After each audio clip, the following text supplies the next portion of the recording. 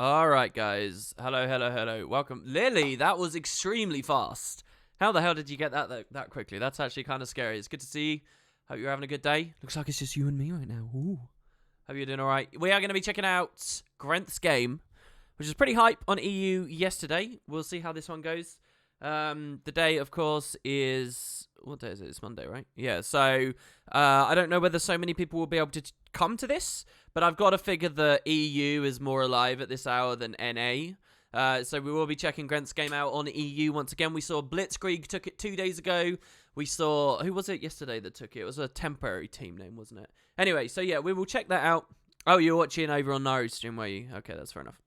Yeah, we're going to check that out. I made a ton more improvements to the overlays, so bear with me. Trust me, okay? They're very, very, very good. So, yeah, the tournament, by the way, if we have a look here, is opening in 2 minutes. So, enrollment available in 2 minutes for the Grenth's game. If you just try, you're probably going to get 10 gold for playing a single game, right? 10G is no small amount.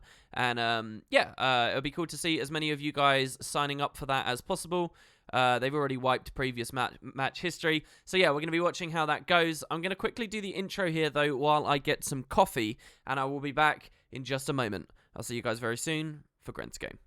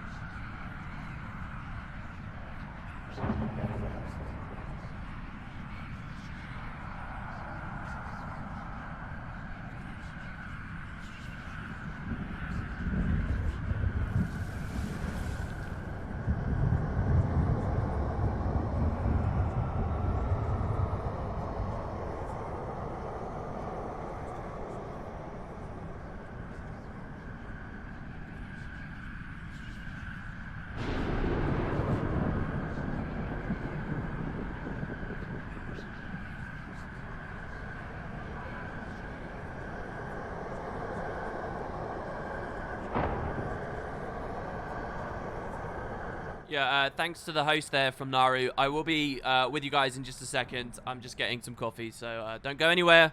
I know you're going to be clicking off. Don't do it just yet. I'll be back in a sec.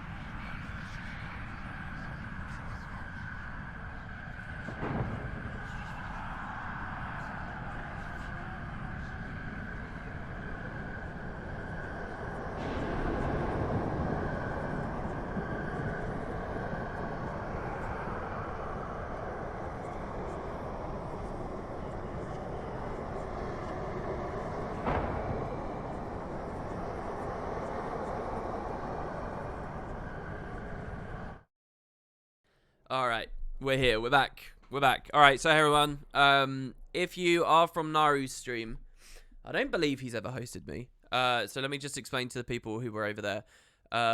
Basically, I've got an idea. I want to see. Not that I have any long-term ambitions for or anything right now, but I think that the ATs are really cool, and I think it's a bit miserable the state that PvP's been in since the ATs were added, because I think they do actually have a lot of power. So what I'm basically doing is, for fun really, this is more of a hobbyist thing. It's appearing as a part of Wooden Potatoes and stuff, but you know. Basically, I'm trying to figure out what a really great monthly show would be like, and like how you could deliver that to people. And I'm just playing around with different things in OBS, learning how to cast, that kind of stuff. I'm not very good at it. I'm sort of reasonable in terms of understanding the current meta, because I've been back to PvP for about 3 months. But yeah, so I'm basically playing around, and I'm using dailies as a training ground for myself. So that's basically what's going on. I've got lots of different technical things that I've got set up. And yeah, we're just going to try it out. I might not be very good at it, but basically I'm getting that practice in so that hopefully I can do some other stuff. And the goal is to get good at this, do like a new player series. I did one on YouTube back in 2012 or 2013, but it's all really outdated now and everything's different. So basically my idea is to do a new one for contemporary people, and once I've got that all in place, it could bring a big boost to the PvP scene, because all of my my regular audience would actually come along. So right now they're just small streams, they're mostly unadvertised streams, but that's the idea. So if you're interested in that, then that's basically what's going on. Now to my regular viewers, let's talk about what's going on here. First of all, lots of improvements. Number one, we have the tournament screen. Sorry, so there's this. That's the intro. So here we have Grenth's game. More improvements since yesterday. We've changed the banner, so you can see at the bottom there that we have different teams registering for Grenth's game. 4 teams so far. I'm casting EU because I'm assuming that EU is where the most people will be. You've got 10 minutes to sign up, guys, so get your meme joke teams, get your silly icons and stuff. Please do queue, and if you're going to, do it on EU so we can get something a little bit more fun going on here. But yeah, so we got that. We can see obviously what the rewards are. Yesterday's match history is wiped, and we'll have some live games coming up very soon. But yeah, we have this. This is also the screen that I will show you instant replays from. So for example, this is an instant replay. It should load up in just a second. I'm still not too perfect with this. Oh, actually, sorry, I had that toggled off. Okay, let's try it like that. There you go. So we can do instant replays in the middle of the game. So what it will do is it will slow-mo. We can watch 1v1s, things that people, you know, moments that swing matches. What I'll probably try to do is instant replay when I anticipate that we'll have a big break between games. And after the finals. I'm going to try and do instant replays in the finals. So anyway, there's that. I've improved the performance of everything. Last you saw when I was streaming, the performance was getting really bad. I was dropping to like 30 FPS, even lower. I've regained all of that frame rate now. You should have a perfectly smooth 60 FPS stream without fail this time. So that's good on all of the overlays and things. So what else is there? The compositional analysis screen, I've also changed up a little bit here. So now the cursor idea wasn't working. I didn't like the cursor idea. So I figured something else out. And that's now I can highlight a box for you. So if I want to talk about the Roma box, I'll just highlight the Roma box for you. If I want to talk about the support box, I'll highlight this one, damage, and so on. So that's the way that will work. And I'm actually really proud of this. It worked perfectly. OBS is really powerful. If you like proper start messing about with the hotkeys and stuff, it is such a strong tool. So yeah, I set that up. As for actual casting, let me go into a daily server.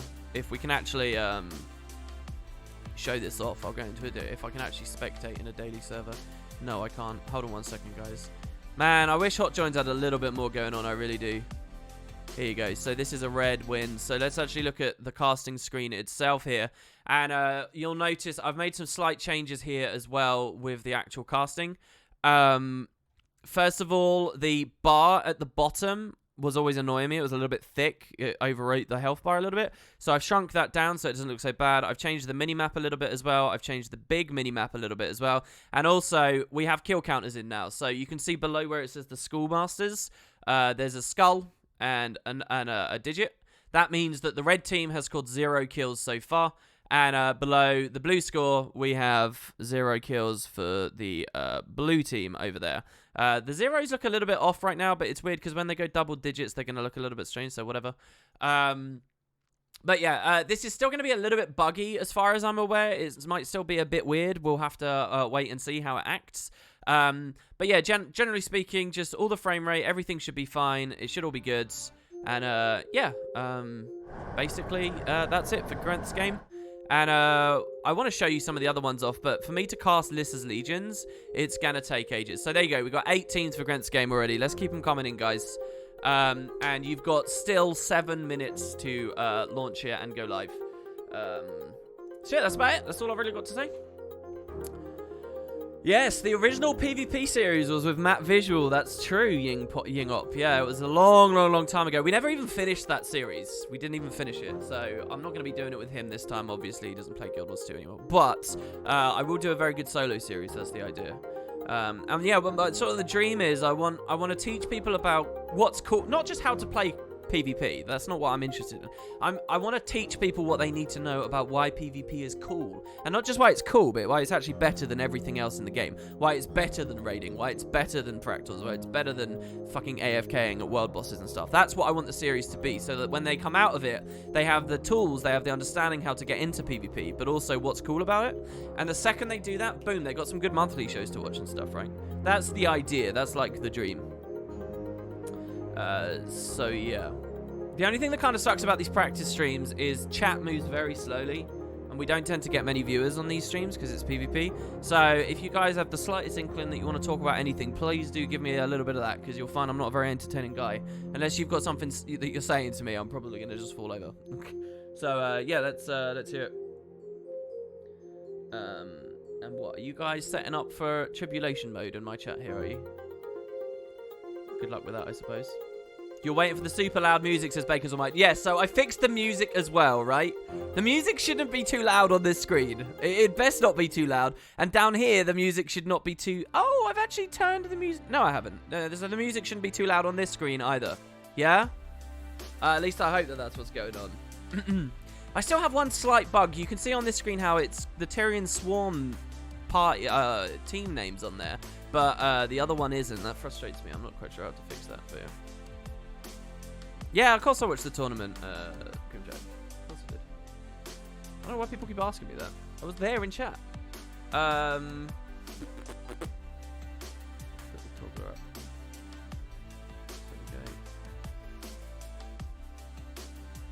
put those there. Hey, Mad Minds, it's good to see you. Hope all is going well there. Let's go back to the lobby. And, yeah. Would you share the overlays with other streamers like Jebro for them to cast too? Yeah, like that's actually the idea. Basically, CVPCS, who's helping me do some of the more technical stuff, it's his tool, really. I'm not taking ownership of it. He's the guy. I'm one of those like scummy bastards that's like, I'm an ideas man. I don't do anything really. Well, I do some stuff, but he's doing the actually genuinely intelligent stuff and working out the infrastructure behind some of these things. I take no ownership of that. This isn't about me coming onto the scene, hoarding away. Like, I talked to Georges about this as well. Like, he likes the bars that I've got going on representing point score for the teams. It's not about me coming in and just nicking, hoarding all of that like some greedy bastard. No. It should be for everyone. If CVPCS wants to release it to people, I think he should, and I would encourage him to as well. It's just right now it's kind of in an alpha state, and it's sort of I'm sort of testing it as I test different ideas out. He sort of is testing different ideas out. 16 games for Grenth's game, guys. 16 teams. Hello. That's pretty good. We still got 3 minutes as well. So yeah, like. I don't know whether here's the likelihood, alright? I really would like a big, rejuvenated, invigorated PvP scene. I would like that. And I will do my best in 2018 to reshift the broader community's focus to it. But, as optimistic as I am about things, there is a strong likelihood that it won't go anywhere, right? And in that case, I can't earn a living covering this side of the game. So my passion for it probably won't hold year in, year out or whatever. So there's gonna be a point where I go back to do something else, yeah? And basically knowing that that's a very, very, very high possibility, yeah, my idea is to sort of maybe set an example, show how things can be done, have some tools, give it out to people, and it just takes someone else to pick up the torch, That's it. That's all it is, you know, like, so hopefully that makes sense. What else we got? I've been watching for a while, like a long while on YouTube, and you always wondered why Matt stopped playing. That would be for him to say rather than me. But, you know, the game's not always been great, like, retention. We all know this. Where did I find the full images for the skills and specialization training wheels? That Shaman, I mean, I've messaged Shaman for various things as well, created a mine script to pull them all out, and he released it in a public Imgur album quite a while ago. So I just grabbed that album off of Imgur, downloaded it, and I've plugged it into OBS here. It's good, isn't it? There's so much good concept art there. I love it. I think it looks so good. Basically, one of the things I'm quite excited about with this, actually, is taking all of the cool assets that are in the game that people rarely see and putting them in your face again. Like, I haven't done any... What are you looking at on this screen right here? What are you looking at? You're looking at some concept art and beautiful things that you don't often see. You're looking at some icons that you don't often see, the gizmo icons. You're looking at the amulets. You're looking at an element of the user interface, that scrolling banner that you don't often see. In the background, you're looking at character select backgrounds, which are gorgeous and you never see. So it's just like, that's what kind of fun, I think. You're looking at all the different icons for ranks, which you very rarely see. That's not my art, that's ArenaNet's, but I'm presenting it to you and reminding you of the quality different things that they've put into this game. And I found that quite fun, actually. It's one of the things I'm enjoying. Maybe find some way to streamline the pre-game role organization, because it takes up all of the pre-game and not much time to discuss other things, at least for ATs where you only have 1 minute. Yeah, I would like to. I have absolutely no idea on a technical standpoint, though, how I would speed that up, Valen. I've got no idea. If you've got some, I'd love to hear it. What I'd actually love is for the devs to add another minute. It's just 60. What I want is them to add 60 more seconds to pre-game on ATs. And I know a lot of you are going to cringe at that and be like, oh, I don't want to wait around for ages. I want 60 more seconds there, though. And I want them to take away your ability to ready up early. That's what I want. And I'd still then, at that point, have to contend with people swapping at the last second. But at least we'd have some breathing room. That would be really, really nice. Then I could go over all the traits properly and stuff, and it would be good. Or more properly than before. Sweet, Rolitsky, good to see you. It's good. Look at everybody doing this, so that's badass. You were just catching up on the morning stream and you realized? Yeah, I'm just casting these as I get a little bit of time here. So, tournament starts in 40 seconds, guys. You're here for 5 minutes, then you have to go, says 10 Grenth. Okay, well, it's good to see you at least. It's nice to see you dipped in for a second. Julul Dupper says, do you think we can finish the legendary trinket with the new upcoming raid wing? And what effect do you hope/think we will get? I'm not sure. Maybe they'll stretch it out a little bit longer than that. It could be that you get like the precursor ring from this, then you get the next tier up from the next wing, and then the third wing, all underworld themed, and then finally you get the legendary at the end of that. They might stretch it across 3 wings like the Forsaken Thicket. Imagine if the Forsaken Thicket had, you know, a component for a legendary in each one. Is essentially what I'm saying. So there you go. Grenth's game just opened up, guys. We have some live matches now.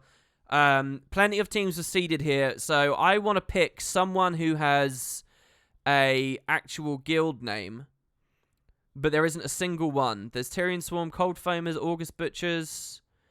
There's basically no proper guild teams here. That sucks. So let's just go with... I don't know. I do like Toil and Trouble. We're going to go with Toil and Trouble, guys. Toil and Trouble, obviously. Toil and Trouble versus Ingenious Rock. The worst matchup there for us is either the Cold Foamers versus the Cold Foamers, or the Pig Iron Puddlers versus the Pig Iron Puddlers. Now, we did hear that there were 16 teams, and I don't think all of them are represented there. So we might have some guild teams in it anyway. They're just not evident just yet, okay? So we'll have to keep our eye out very closely for that. So, taking our screenshot here and seeing exactly what the builds are as we get a move on. Just give it a second to roll on through. Here we go. Okay, so starting with the blue team, since they're the guys that are already loaded in, we have a Scourge straight away, who's going to be fulfilling that damage roll. We're looking at a Hollow. Trait specifically is running Tools and Alchemy. Okay. Everyone's on the Iron-Blooded build now. Everyone's on Iron-Blooded. Next, we have a Duelist Warrior. Probably going to be picking up his close on that Spellbreaker there. Maybe pushing far. They've got a PP Thief. So, rocking the PP here in the roaming slot. And finally, they have their Druid. So, actually, I think you'll probably find Druid goes close. Warrior pushes far. Pretty well-balanced, well-rounded team. Moving over to blue now on Toil and Trouble. Sorry, red on Ingenious Rock. We're looking at a Great Sword Guardian. This is actually a Great Sword Firebrand. I'm guessing he's going for the damage, though, so we'll leave him. Actually, no, let's just look at his amulet here. So his amulet is... No, he's Menders. We should call that support, right? He's running a Great Sword, but I think that he's genuinely going for support. They have a Staff Ellie, guys. The Staff Ellie dream. It's live. The Marauder Staff Ellie. Hell yeah. Very quickly, then, also, they've got a Soul Beast for damage. They have a Thief rotating around on DP. And finally, they have another Soul Beast. Double Soul Beast Meteor Showers mid. This is going to be crazy. Let's take a look. Sorry, wrong overlay here. Let's take a look at how they open up. So currently, I want Ingenious Rock to win because they have the most ridiculous opening comp here. So they send one of their guys. Sorry, with the camera there. They send Ranger to close. We got what? Okay, so the blue team do send their Warrior to close there. Here we go, Ingenious Rock. I guess we got to watch the Ellie, right? We've got to watch this Ellie as the fight explodes open here. Lots of aggression coming from Toil and Trouble on the ramp as they move up. This Elementalist is even on Ice Bow, Signet of Fire. I love these guys. What is this? He's not running Tempest for the overload damage. He's standing on the node. Dude, you've got 1200 range. Oh, not like this. Oh, I can't bear to watch. He gets the glyph. He's not using his elite. Oh, and we see that the support goes down at the exact same time as the Elementalist. That's not good. A Soul Beast goes down as well. One final Soul Beast here at the mid fight. We see all of Ingenious Rock committed to this mid. And all 5 of Ingenious Rock are dying here. That's 3 kills. The kill count is working, guys. Look, blue kill count was totally working. Oh my god, he's just melting away. So, yeah, not looking very good there. Very solid double cap coming out of Toil and Trouble. But I respect the attempt from Ingenious Rock. Let's see how they deal with things. So let's watch this Firebrand. So he's a Mender's Firebrand on GS, and he's spamming his F1 tome stuff for his damage, I guess. He's sustaining on the node. He lets himself get neutralized. Also, the Elementalist gets picked off right in front of Spawn. I'm so sorry to that Elementalist. I'm also realizing here, guys, you can't hear it. Look, we're learning these things quicker here, though. All right, so there, you should be able to hear the game now, and hopefully not too loud. So is there much hope for Ingenious Rock? I don't think so. I think they're probably... You could already see that they're losing this fight over here. Meanwhile, taking over the roads, we can see that they did send their roamer, the DP Thief, to far. He's a little bit late to get any kind of worthwhile plus, so he's forced off actually being chased by this warrior here. He takes a return with the Shadow Step. Stealths himself. What does he hope to do here? Is he going to go for the res? Oh, come on. The black powder, blinding powder res. Come on. Oh, mind you, he would just get cleaved down by the nastiness. So, actually, never mind. So, his Soul Beast ally is down. He's trying to bail out. He does have the attention of 2 of them. That means that Ingenious Rock does have the numbers advantage on their spawn. All they have to do is actually start winning a couple of fights. Firebrand being aggressed pretty hard here by Tools Hollow. Prime Light Beam lands, but obviously there's no CC because stability was live. He's using his mantras pretty heavily right now. We've been seeing a lot of Firebrands lately have been pretty good with their mantras. Not necessarily this guy here. The Soul Beast takes up. He just ignores his ally as he gets put down on the roads.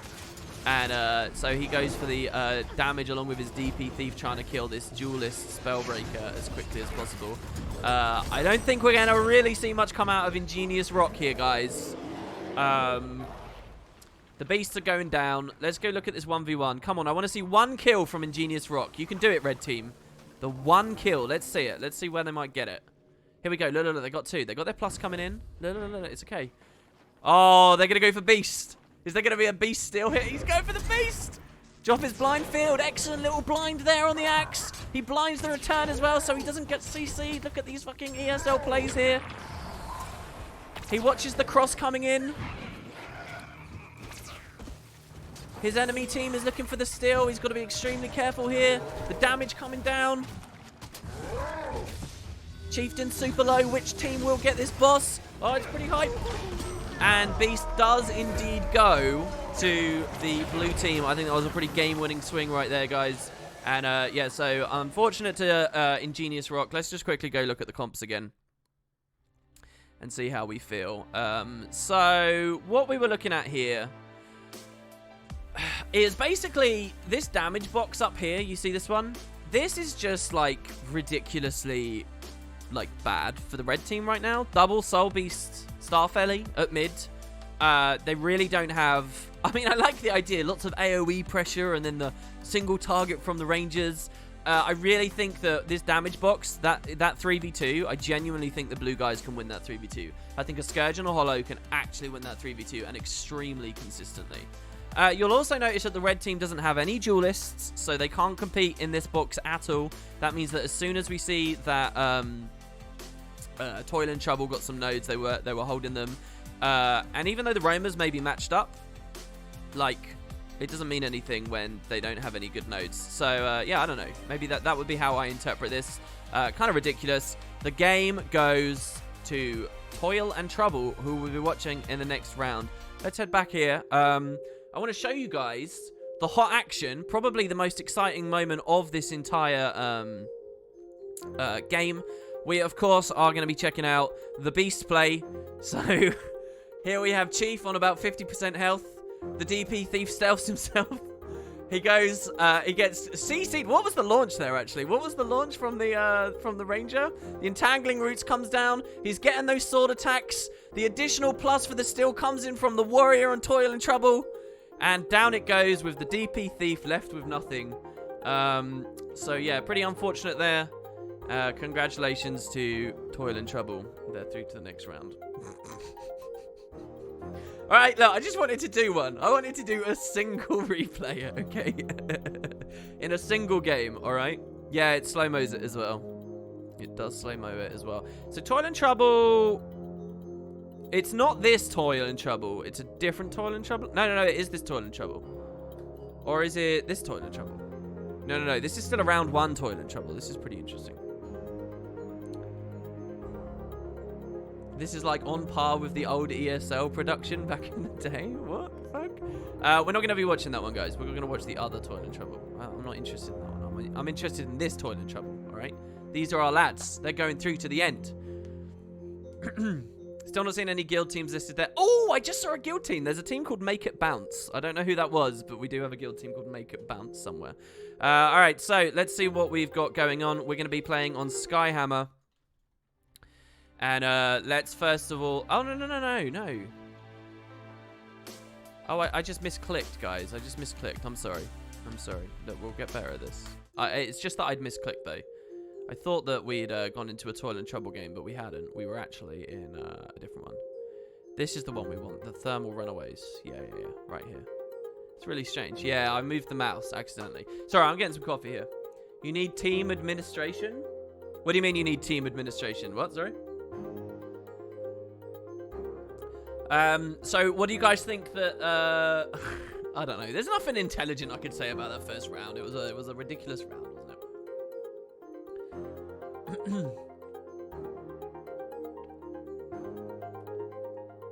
You'll do the 9 PM one, Dusty? Well, I really want to do Lissa's Legions. I want to show you guys. I like the Grenth's game, okay? I like the Grenth's game overlay back there. I think the Grenth's game's cool, but I really want Lissa's Legions. Lissa's Legions is going to be badass.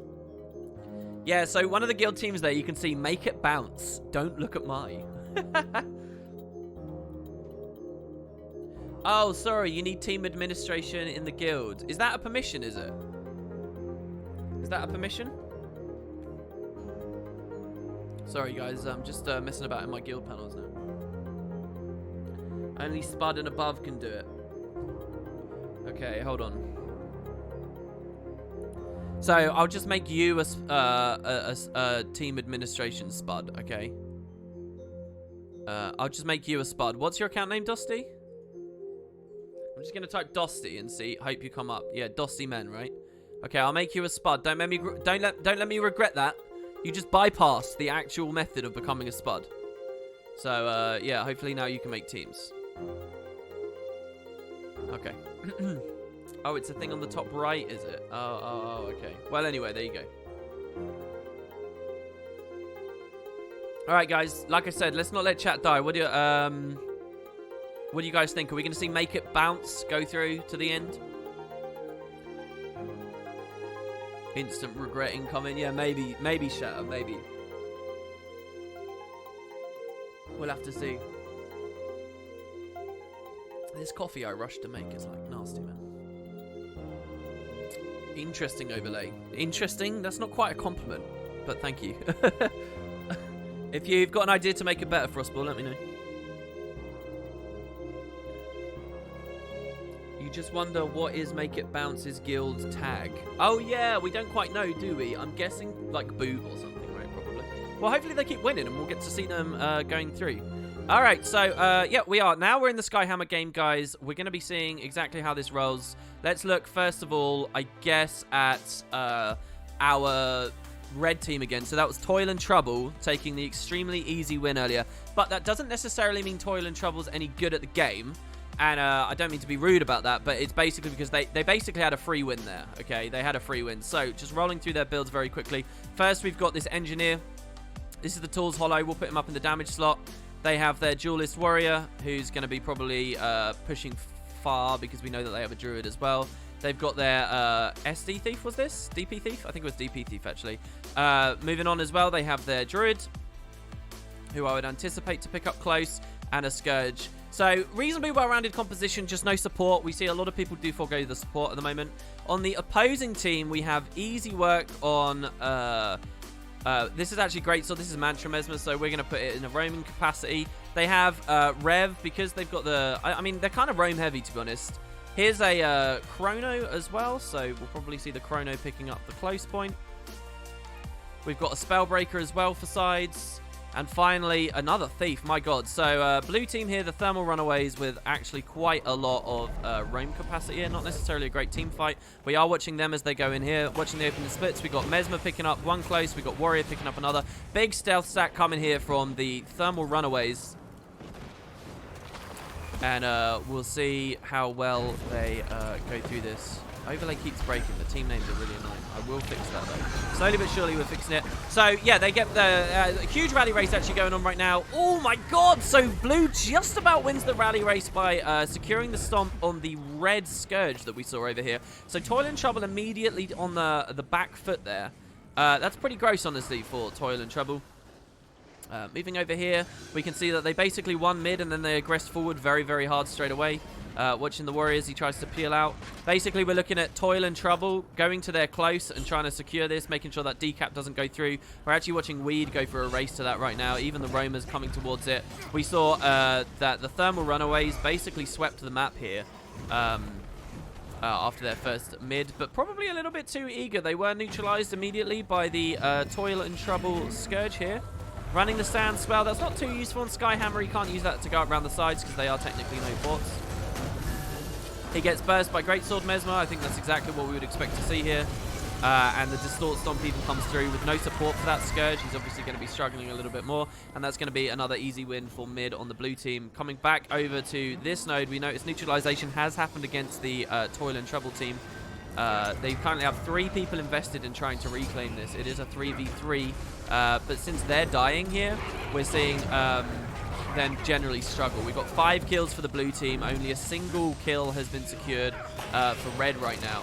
And I think we're watching them get snowballed against very hard. Their real win condition right now is to stop this horrendous stagger, let their Thief go out and score a decap, and actually push a node together properly, not letting their Scourge get picked off. Here at mid, we see that they do score a pretty easy neutralization with this. Actually, they're not even going to nuke this. I think that these two might go down. No, they get it. They get it. This is actually an okay 2v2 for them, okay? So we've got the Scourge and we've got the Hollow. They are probably going to get a little bit of suffer, though, as the enemy Rev starts rotating in. So Black Aki watching for this. He's probably going to come immediately onto the Scourge here, watching the Scourge's perspective. He just dipped down off the side. That makes him vulnerable to any kind of phase traversal. Greatsword Mesmer comes in. Look at this heavy burst. I mean, we're seeing very, very bursty-oriented blue team right now. Thermal Runaways really sniping those kills down. That's 8 kills for them, about to secure their 9th.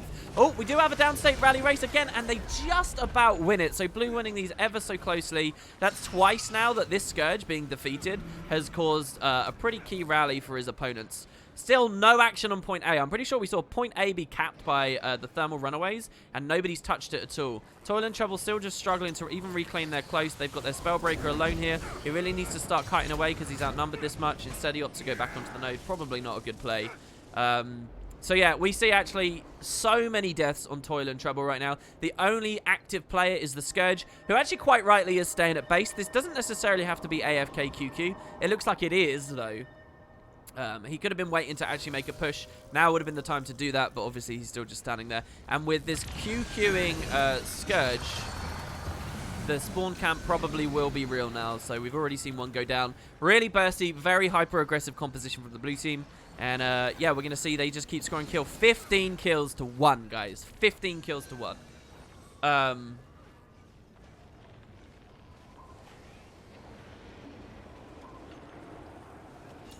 So yeah, all right, feedback. I actually have some feedback here. The overlays look nice, but I think the pre-game where you're placing the players in roles is a little messy to follow. I think it would work better if you just pressed on a player and it would show the build on the right, and then you just say what role it fills. Maybe just focus on 1 or 2 players. But the thing is, I have to actually go through everyone anyway, though, for it to be set up. Maybe we could do it in post-game. We could do the matchups, right? Because right now it's a little bit speculative. So if I go back, right, when I set this up, it's a bit of speculation. Like, I speculate, looking at the duelist box here, I speculate who's going to be going close, who's going to be home. However, if we treat this as a post-game analysis screen, we know who picked up what, right, out of our memory. So we could actually just have this as a post-game thing. And the pre-game thing, we could have purely about just highlighting a couple of builds. They could be split into 2 totally separate ideas. And this user interface is saved for the end. Him raving thinks that this is just a question of 2 mesmers versus no mesmers. But yeah, I mean, they're also bursty as well, right? In a weird way, guys, you could actually take Black Aki and put him down here. And you can basically see, like, these just ridiculous pincer movements. Misfortune here. This is a chrono, right? So, actually, so it's more like this, right? Oh, yeah, no. Yeah, so the chrono sticks up here, is in more of a dually sort of sturdy capacity. You could even say that the chrono was over here, if anything. But yeah, so maybe we could do that. The kill count number is almost impossible to see. Is it? I see it extremely clearly. How's that almost impossible to see? Do you just have a tiny window, maybe?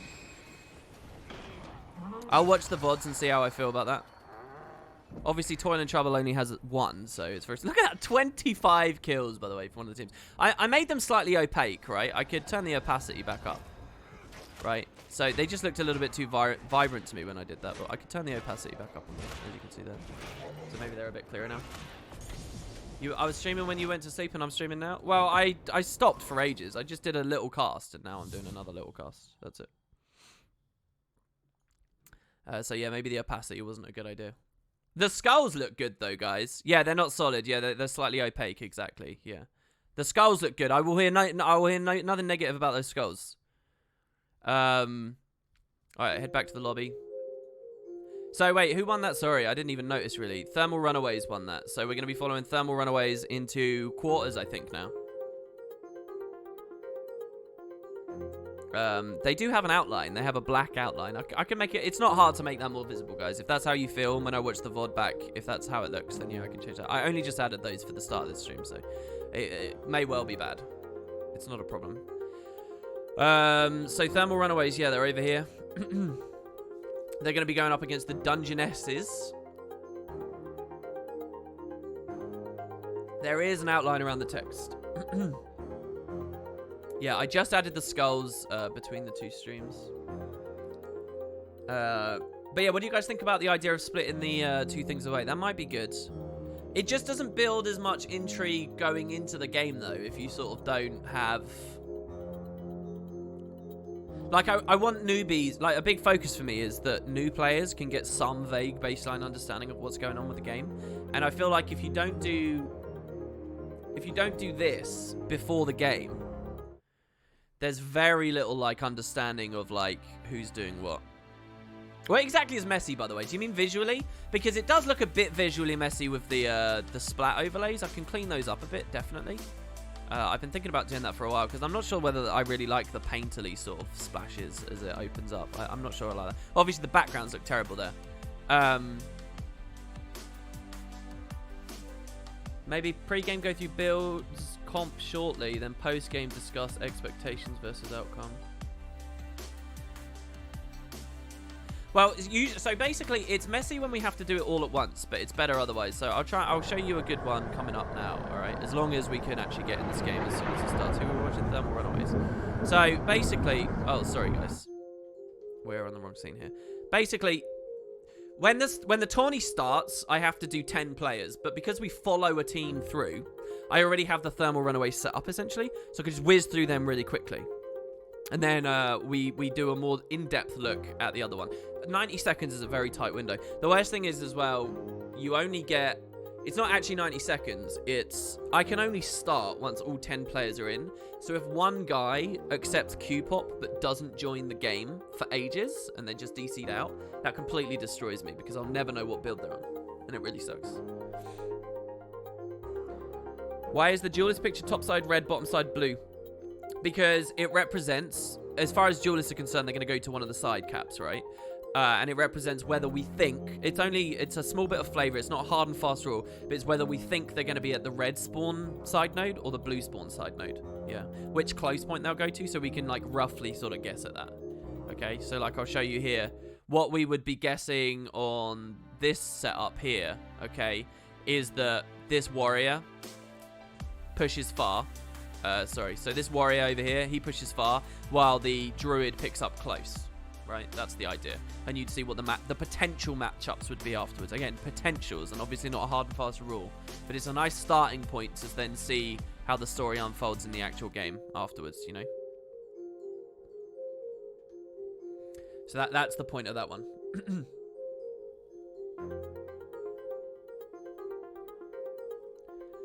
Alright, there we go. So we're in Colosseum.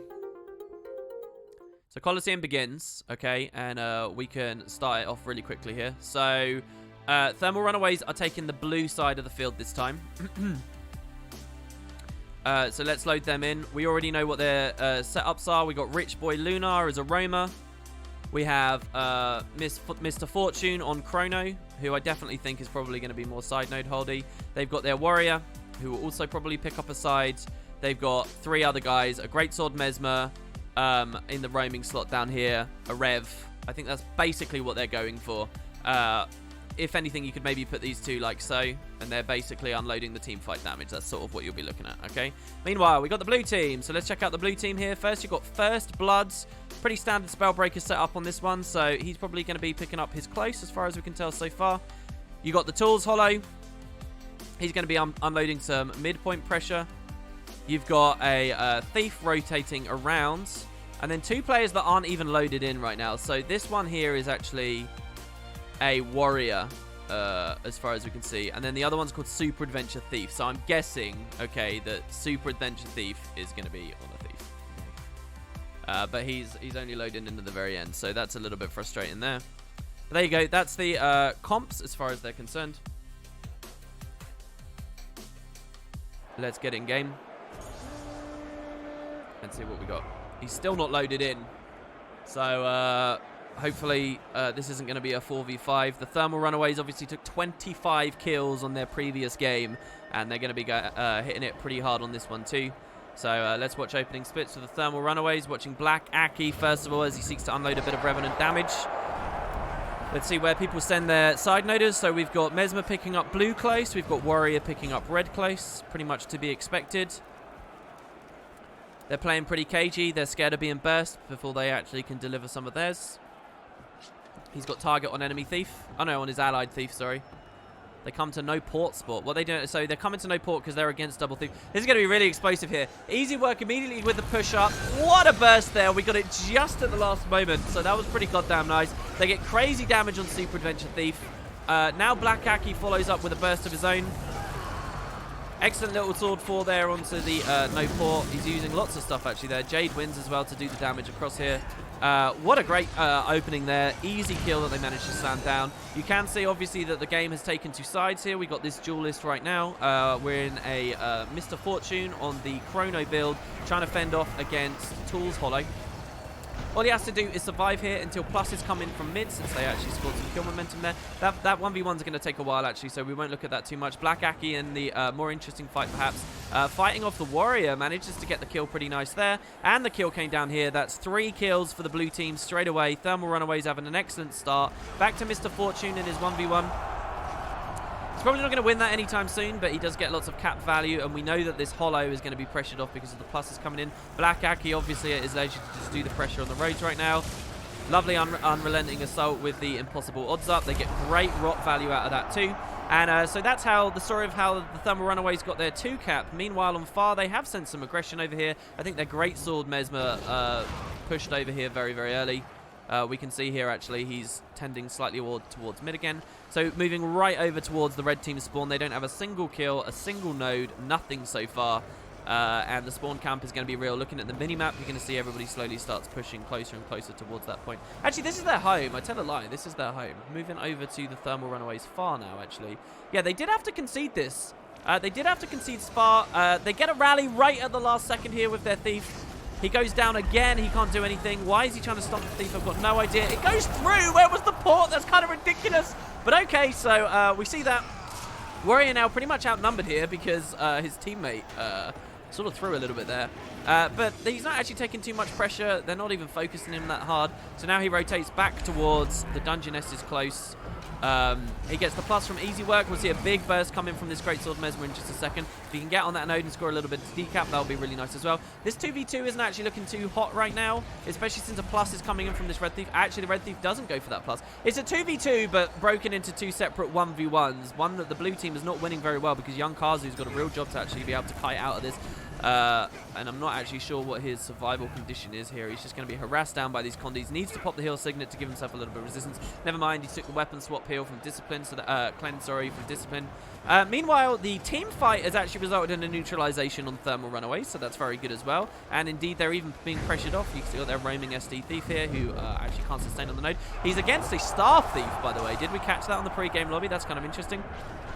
Kill comes down from easy work. We never saw that burst, but that was excellent there. Really, really nice. These Greatsword Mesmers unload, pack such a wallop. And with that, we see that the Thermal Runaways reclaim sides and are even in a position to do a reasonable mid-fight here. Watching the Thief as he rolls around, stealing those boons, getting those nasty lastness strikes in.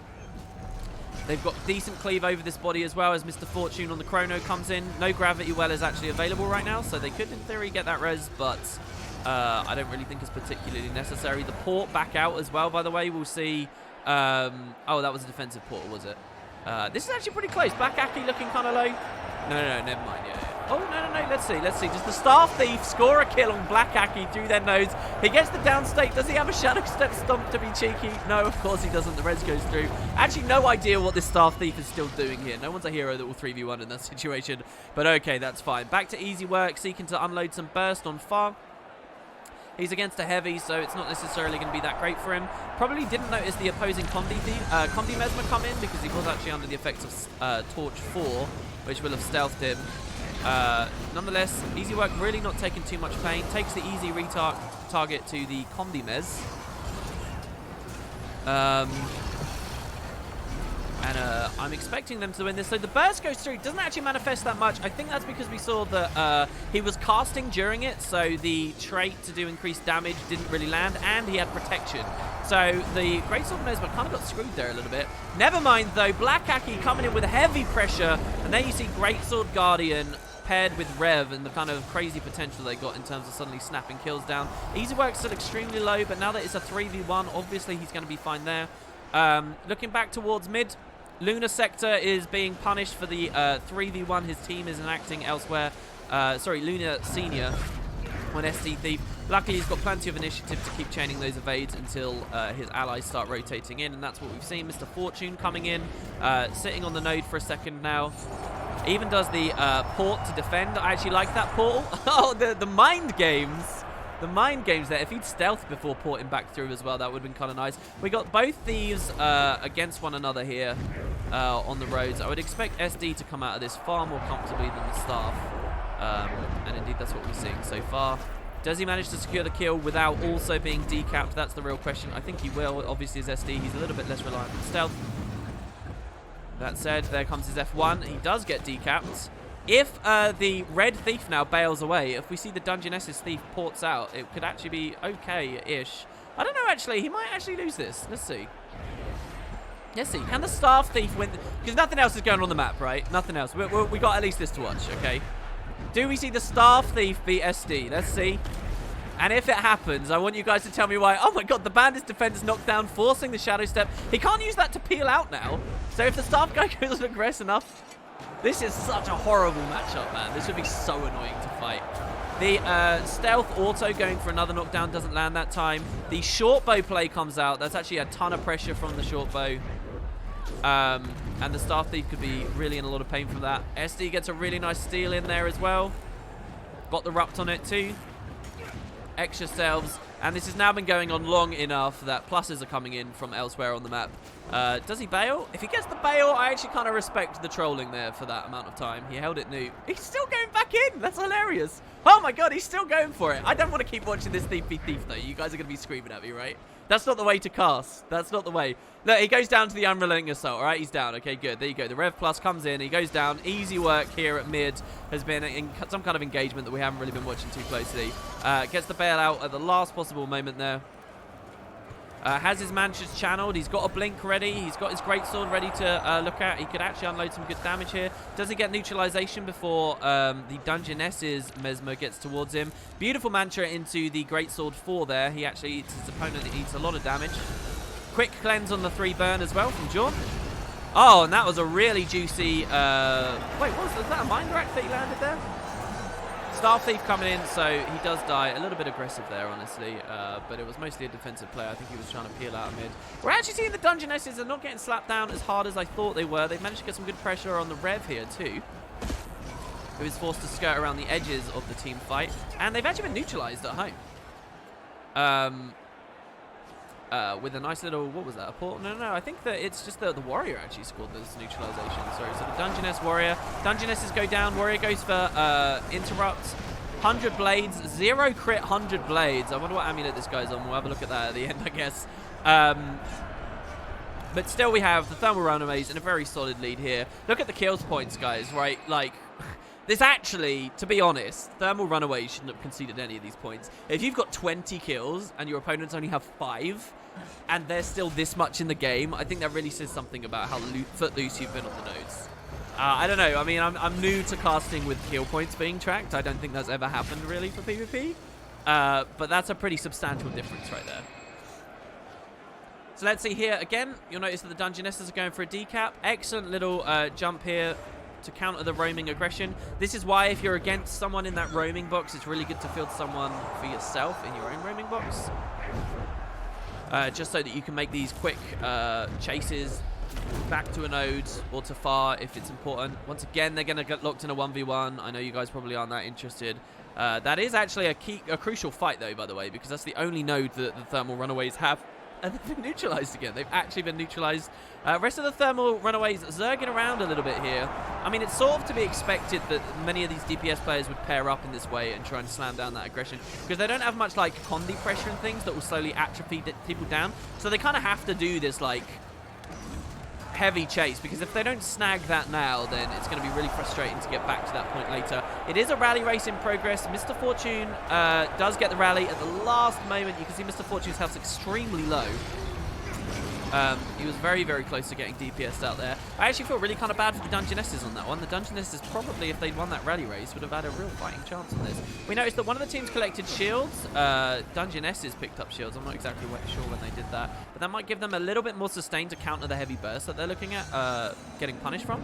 A couple more kills coming through. And actually, the Staff Thief might be able to do some real work against the Demo Mez here, who's forced to port out. That's excellent for the Staff Thief. He actually essentially defended that node. The port through comes again. He was ready for it. Nice dodge on the steal. I think that Chrono, in theory, will win this now. I don't think the Staff Thief has any way of getting around that.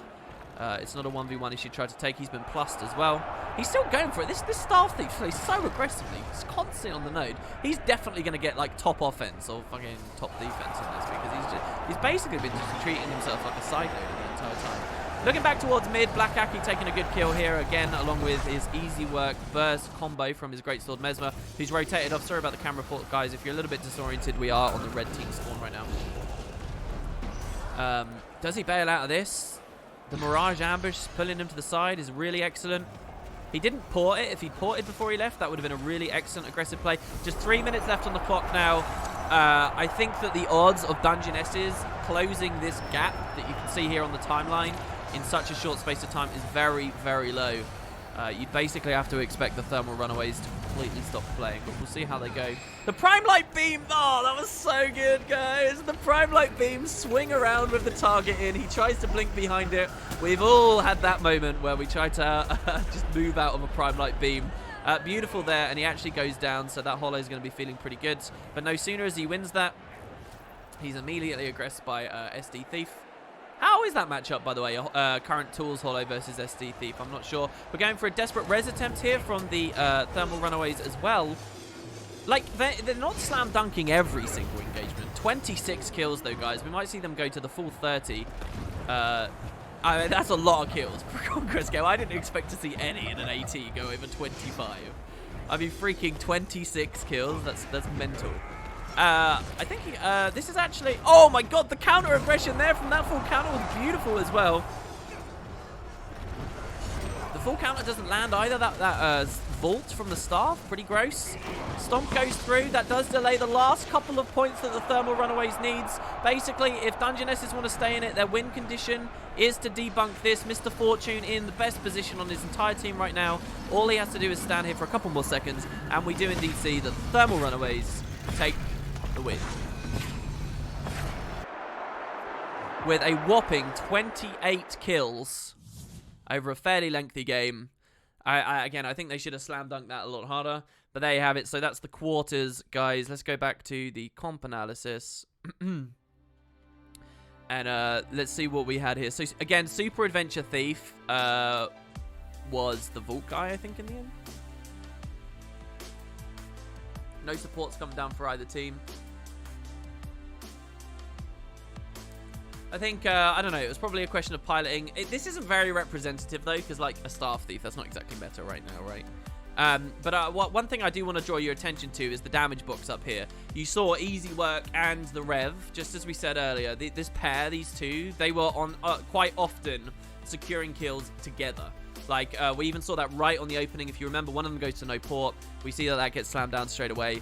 Mr. Fortune doing that quite often as well, actually. And yeah, this Thief v Thief matchup down here was really kind of cool. It's unfortunate that one of them wasn't loaded in. But overall, pretty interesting game. Let's go back to the lobby to see what we've got going on. If the next game isn't live, I actually have some highlights from that one, guys.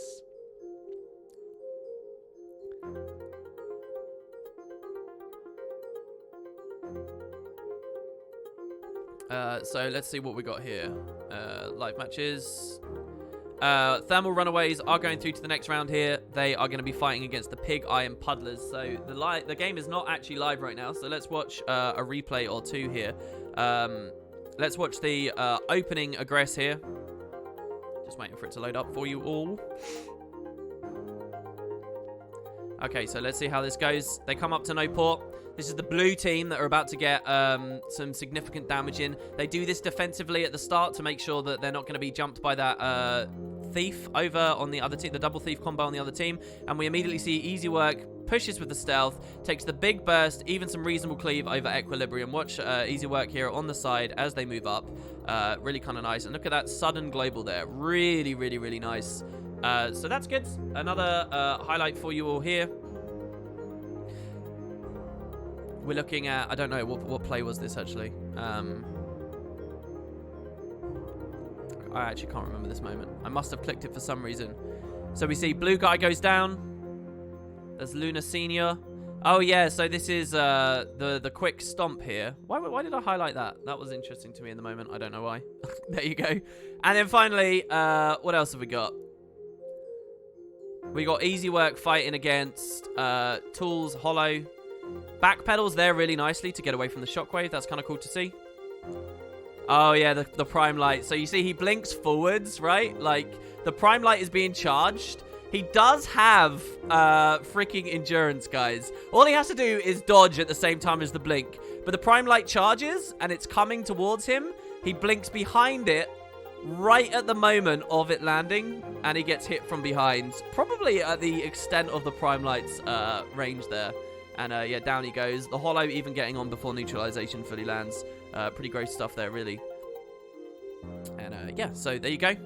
So because we watched those, I'm a little bit late getting into this game here. But it shouldn't be too bad. Right. So let's see what we got. I can't really look at chat too much right now, guys. I saw that you had a message, Frostball. I'll look at that in a second. But I've got to get on with this for now. So, what do we have? First of all, the Thermal Runaways on the red team, looking at their Spellbreaker in a duelist slot. Looking at that same Roma. Looking at easy work on the burst with the Greatsword. Black Aki as well. That same pair, guys, as you can see. And Mr. Fortune picking up one of the other sides, possibly on Chrono. Meanwhile, the blue team, we've not seen these guys just yet. First of all, starting off with their Druid. Druid probably picking up their close node. You've got Blackjack, who is going to be playing on support. He's going to be supporting his Scourge, as you can see here, and is in the correct slot already. So you've got the Firebrand Scourge support. They have also another duelist for sides, so lots of good side play here. And lastly, they have a Mesmer. The Mesmer builder is Chrono, so playing very safe. There's not really anyone in a pure roaming slot for the blue team here, but they have a very, very strong mid fight. They've got Chrono, Scourge, Firebrand in the middle, and then they've got two very strong side noders for the other caps, so should be pretty interesting to watch there. Let's get into the game, and let's watch it from the Thermal Runaways again as they go out against the Pig Iron Puddlers. I'm hoping to watch probably the Rev, Greatswords, Mesmer combo. So let's see how they do it. Mesmer picks up close on one side, Warrior picks up close on the other. Let's see how it goes. Easy work going for the very early big aggress again, super fast. And in fact, decides he doesn't want the mid fight at all. He's going for a plus here. Has he been crippled? No, he's not been crippled. He just has no swiftness and he's in combat. So he's going for the plus. Let's see if they land it. They have to land this very quickly. If they don't, this is like a really... I don't really necessarily agree with this. This Spellbreaker is going to sustain the two of them for a long time. And that's going to give the Pig Iron Puddlers so much value at the mid fight. They basically get this cap for free, which you can already see they've actually done here. And Pig Iron Puddlers already rotating back in. You can see that they've got their support here. Looking back towards Black Aki, who's also seeking to do some damage. They still have their the Warrior as the target, but now that the Warrior's got his support, it's not looking good. Excellent portal out there, though, so easy work forces the blue team to rotate heavily back to their close, and importantly, the support on the blue team goes back to close, and then they port back through, enabling them to pick off, actually. That was really cool, actually. We saw by easy work doing that, he opened up the blue team for a very vulnerable mid-engagement, and then he and the Rev and the Thief can actually just charge on up. And that's pretty good there. So actually very, very cool play there from the Thermal Runaways. Taking mid, taking close, even getting a bit of rot value in the middle of the fight. They're that confident that there won't be any kind of support. And now they just push up, right? So now they just push up. They hammer the Firebrand down. This kill on the Firebrand is huge too. That's the third kill already for the Thermal Runaways. And just being able to score this is going to let them snowball so hard. Look, they're right in front of the spawn right now. They have their 2-cap, essentially. Well, not quite, actually. So, we do see that the Pig Iron Puddlers managed to get their Avatar Druid over onto the node. Mr. Fortune isn't going to end this very quickly. So, this Avatar Druid doing this is really good. It stops the Thermal Runaways from pushing too far away from the Pig Iron Puddlers too quickly. But the Pig Iron Puddlers, many of them on respawn right now. It's going to come down to whether this Druid can keep sustaining now. Black Aki going for the big damage here. Ports immediately up. And he gets the Death Strike there as well. So the Druid going down there means that now he's staggered on respawn while the rest of his team makes their push. So let's watch it from the perspective of the Pig Iron Puddlers here, actually, guys, since they're in the back. Watching Blackjack's perspective here as his team cleans up on their close and they push through. His team forgets to take full cap. That's pretty gross. And cannons will be... Bell will be up in 30 seconds. So we see that the Pig Iron Puddlers are pushing that quite heavily now. Finally, they come back. Does the Thermal Runaways get on the node in time? No, they don't. Obviously, they don't. A nice little pressure on the roads here from My Name Is Lit. Sorry, My Mixtape Is Lit. The Warrior. They actually should go for the rot there. They definitely do. Looking back towards the fight at Bell. The Scourge has been pressured super hard. Was CC'd in the middle of the Ghastly Breach. Stomp attempt comes through. Blackjack on the res. Pops the trait. There's so much pressure over this. They really need this Scourge up. Without this Scourge, this Bell engagement is not going to go well. They do get the Scourge up. Ghastly Breach on the stairs would be really strong here, by the way, because they're kind of forced to go up through it. Pushes through. That res was actually huge. Firebrand Scourge support. making sure that they're going to hold this. And beautifully as well, we see that the Pig Iron Puddler's Roamer manages to secure mid. So really good 2-cap here. This brings them sturdily back into the game. They've also managed to get 2 kills out at Bell. They scored 1, and the other one is actually being taken out now. So with the red team staggered, they're probably going to lose Bell, and they've lost double cap. This has been very big for the Pig Iron Puddlers. Blue team looking very good. They're immediately going for the push to define the fight over on enemy lines. We see the Sand Swell takes the Scourge right up towards the node. Blackjack pushes through the Sand Swell as well, so the real powerhouse is right in the doorstep of the red team. Can they sustain here? If this Firebrand Scourge combo dies now, under the attention of all the reds, then we could see a counter push go back through the map where the Thermal Runaways get back into it. But we'll see how well that goes. Right now, because the Thermal Runaways are very burst-oriented, the longer this goes on, the worse it is for them. Such a good amount of damage coming out here. Look at this 2v3 in progress. Actually, it's a 2v4. Another Sandswell port bailout from the support and the Scourge. I love watching this stuff play out, man. So good. Nothing else going on the rest of the map. It really has all been here. Look as the blue team starts rotating in here, guys, on the mini-map. They are going to come to support. Oh, the fact that these guys have survived is excellent. The kill does go down. Does Blackjack get the res? He's noticed it. He takes his Chapter 3 to do some CCs over the Scourge. His trait procs as well right at the last second. Black Atiki with the chaotic release. There's no mantra to provide stab to stop that. So the Scourge does go down. Now it's a game of whether Blackjack can get out alive. He does have a little bit of support here.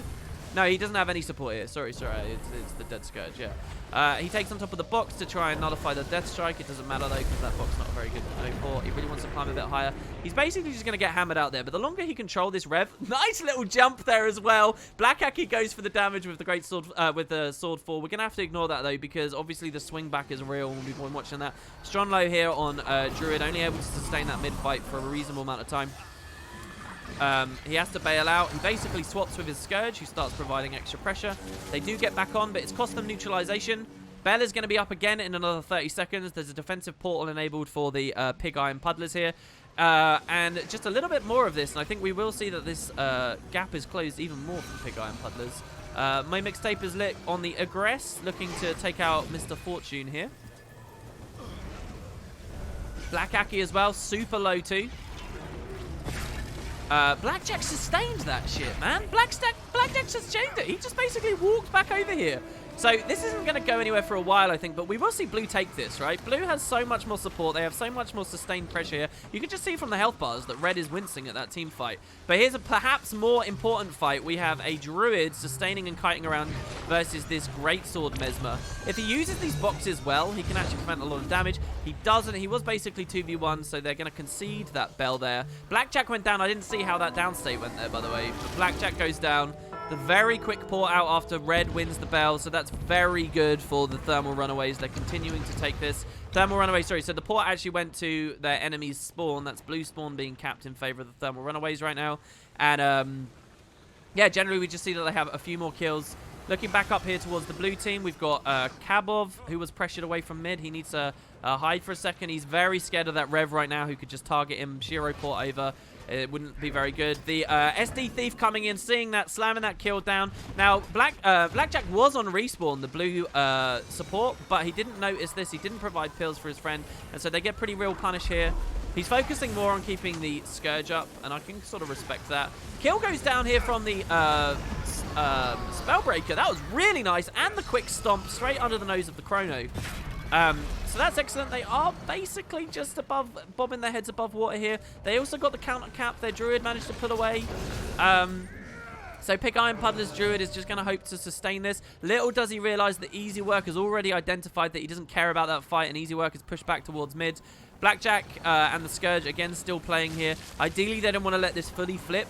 And indeed, he dips straight back down onto the node to make sure that happens. Did the Bell just land? I totally missed it if a Bell landed there. I think... No, a Bell didn't land. But Bell isn't live right now.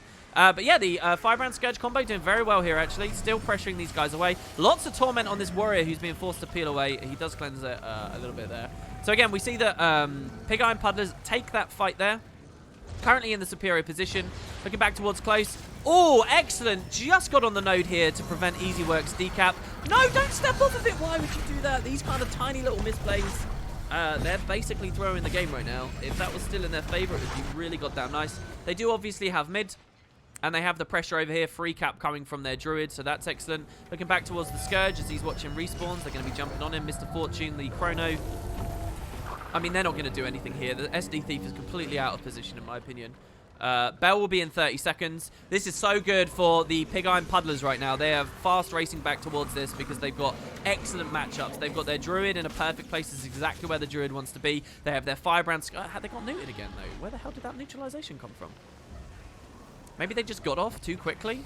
I'm really not too sure. Excellent little bailout as well from the Thermal Runaways Thief. Manages to keep himself alive and put himself into position for a good Bell here. Spellbreaker is the current focus with the SD Thief in the area. And the Rev on him. He could be getting hit pretty hard. No, it looks like they may have retargeted to the Scourge. Big sustain, big barrier comes from Blackjack as well there. They push themselves in position for the Bell. I would anticipate that the Pig Iron Puddlers win this belt. It's going to be worth 50 points. You're going to see the gap score between the two teams close massively as soon as that happens. We have a mirror, Spellbreaker v Spellbreaker in the middle. That's not necessarily... Oh, no, it's not Spellbreaker v Spellbreaker. Sorry. We got Chrono v Spellbreaker here. Everyone really seems to be settling on the Chrono build more than anything else right now for the Mesmers. Stromlo doing excellent to keep himself alive. Trolling this point. It's still not flipped in favor of the Thermal Runaways. And Black Aki not even doing that very quickly there. He's more interested in the kill than anything else, but I don't think he's going to get it. We've got full Celestial Avatar here. So Thermal Runaways doing excellently. Does Bell finally flip? It looks like it will with the Stomp coming down from the Scourge here. He still has Stab as well if anybody was going to come into plus this. So with that Bell, 50 points. We look at the Thermal Runaways almost in the superior position on this. They just need to get a node in their favor. They do indeed with their Spellbreaker. If they can hold this neutralized, then that's going to be really huge. Blackjack, the support, gets on nodes, holds that in newt. Okay, so the Druid messed up in the end there. The Druid is not any longer at far. We miss all of these little moments. I do apologize that there, guys.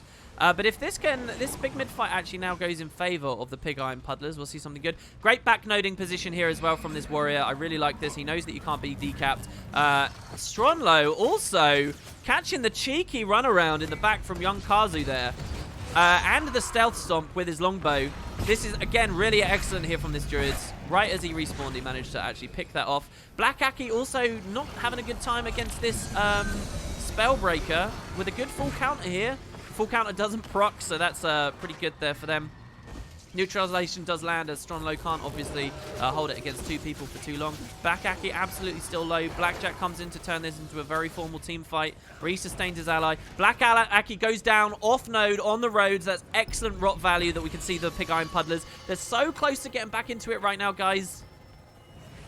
They do manage to continue sustaining the sand swell there, I think, from the Scourge. Make sure that they continue holding the midpoint. They just need a couple more kills. 5 points coming in from the Black Aki death there. We see the port come out to aggress over here, so that's pretty excellent as well. I think that this SD Thief's not going to be able to do anything there, starting so low. Bell is up in 30 seconds, and that Bell could seriously swing things. Remember that blue team has secured already 2 Bells? So their next Bell is worth a ton of points, guys. A ton of points. Again, reasonable matchups for them here. This Spellbreaker v Spellbreaker will stall, but the blue team has status quo victory right now. Easy work coming in for the burst. Can the Spellbreaker actually sustain this neutral and avoid the Greatsword burst? Looks like he can, because Easy Work instead looking to Bell has realized that that's extremely important. Team fight still going on. Look at this 2v2. They have been neutralized, but the Firebrand Scourge are winning this at the moment. Which, of course, you'd expect them to be, I would say. And Stronlo, again, in a perfect position at Bell. He's pushing Easy Work down. Easy Work cannot win in an attritive, sustained fight here. Goes for the stomp very early to bait skill 2. He gets off node. I think he's off node. No. He's still on node. The second stomp comes down. There is a lot of stab. The stab just runs out at the last moment. That was so close there. The stun from the shield 5 almost caused that to fail. Over at far, we saw a pretty big play here. Kaiov going down to the SD Thief in the end. I think that took a long time to happen, but SD did actually win that. He goes for the self-res. If they don't notice the self-res, Stronlo coming in. If he takes the neutralization first as well, that could be extremely strong. He does. He's got the search and rescue pet on it too. So that sustains a really good position here for the blue team. Pig Iron Puddlers may well actually win this. The Scourge takes the Sandswell straight up to Bell. Doing that, though, leaves them open for decap. Excellent decap here from Luna Senior. He watches that. He notices it straight away. That essentially is removing the blue team's win condition and putting more emphasis on the Bell right now. This node is not flipped just yet. Really, one of these two players needs to rotate off. We see that Stronlo does. Gets the easy aggression on the Rev. The Spellbreaker 1v1 still in progress. These guys valiantly fighting until we see a plus occurs there. I don't think we're going to see any momentum. Rev realizes, Black Aki noticing that basically he has to come here or his team loses the game. But he can't win that 1v1. He's not a duelist. So, and even worse for the Thermal Runaways, who have been in the lead the entire game. They are losing their 2v2 against the Firebrand Scourge support. You notice this Firebrand Scourge, they basically won every 2v2 that they've been in this game. Every single one. And fairly decisively. What can the SD Thief do aside from just troll it? Bell finally flips, 75 points.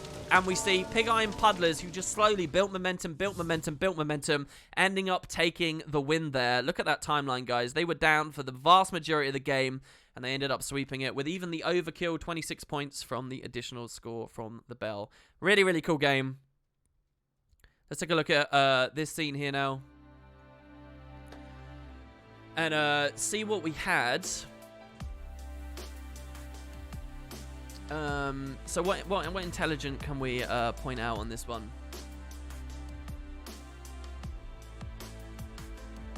I don't know. What do you guys think about this in chat? Someone have an intelligent comment about this in chat. So when I rewatch the VOD later and I'm critiquing myself and trying to get better at this, I can figure out what intelligent thing I'd need to say.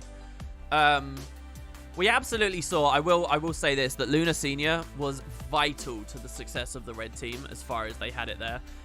Getting a lot of neutralizations in, managing to push a lot because it was sort of uncontested there. You saw quite often we had Stronlo in the duelist slot was actually trying to like counter-rotate that, but a lot slower. Obviously as a druid he got his staff, but it's not too much. And what else did we see? The Thermal Runaways. In previous games, we saw that their two damage players, Easy Work and Black Aki, managing to do a lot of damage and snipe kills down.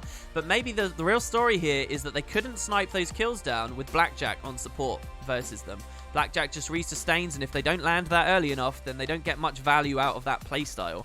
And so you might see that that's where the red team fell apart. Maybe. I don't know. I could be wrong. So there you have it, guys. We now move through to the finals of Grenth's game. The Pig Iron Puddlers versus the Cold Foamers. The Pig Iron Puddlers being who we obviously just watched win a second ago. I have one instant replay of the last game. This was a pretty cool moment. We're fighting over Bell. We have the Druid scores the kill on the Chrono. The Chrono uses his skill 2 to port away in stealth. The Druid knows he needs that kill. Look at how much cap value he's got on Bell right now, right? He knows he needs that. He goes for the next stomp. His Rampager's 1 is about to roll out. He's got, what is that, 5 stab? But it's about to tick off. Mid-stomp, the stab actually disappears. And the plus comes in from opposing Chrono, who throws the shield out and does land the stun, but slightly too late. So with the perfect timing, that Chrono could have actually swung that, maybe saved his ally from that stomp. Because don't forget, no pressure had gone on that body. It was just 2 stomps back to back. But yeah, they never managed to get that. And unfortunately, that meant the one little mistake perhaps from the Thermal Runaways stacked on top of others. The Thermal Runaways end up getting knocked out in the semis. Okay. Oh my god, chat's actually been moving. That's good, guys. That's good. All right, I'm here. Okay, so Kylo. Kylo being the game that we care about.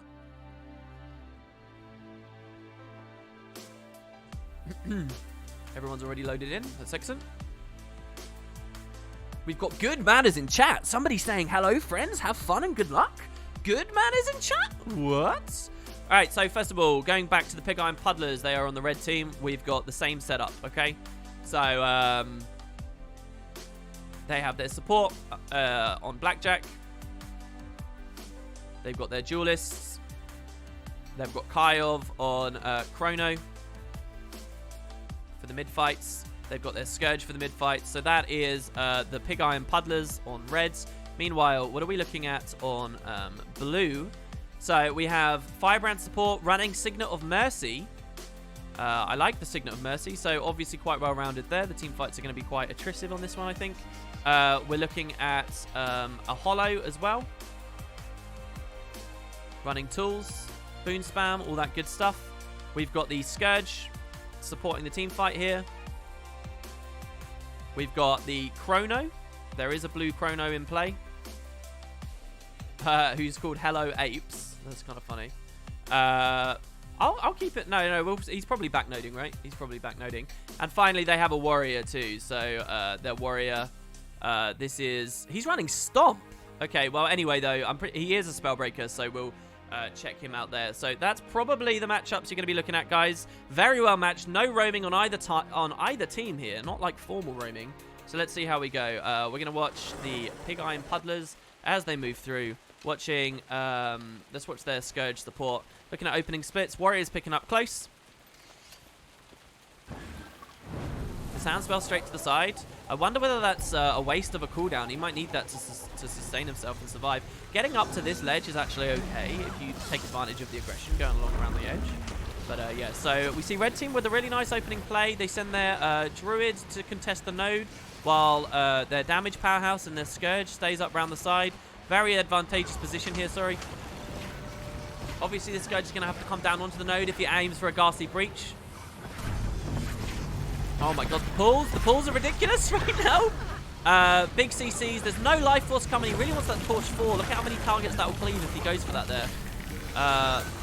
He runs his Ghastly Breach. Big damage coming down onto the Cold Foamer's Scourge right now, who is being resustained reasonably well, but not perfectly. He goes down, so we are seeing a very strong team fight from the Pig Iron Puddlers here right now, as they manage to score their first kill here on that Scourge, and that's going to be stinging the blue team quite a lot. I think that they're probably not going to win this team fight now that their Scourge is down. Their Hollow is also getting extremely low. Where is the Hollow? Oh, he's right here. Yeah, we were looking at him as he was getting very, very low. Let's watch the back node game in progress here. Seeing that they were already winning the team fight, we actually watched that the Pig Iron Puddlers immediately sent their druids to push far. He didn't neutralize this, so this isn't a very high value play. He's also not going to debunk that for a while, because at the end of the day, this is a Spellbreaker. But with some good point blank shots, we might see he manages to get that through quite quickly. Still extremely healthy on the Pig Iron Puddler side. There is a res in progress right now for the Blues.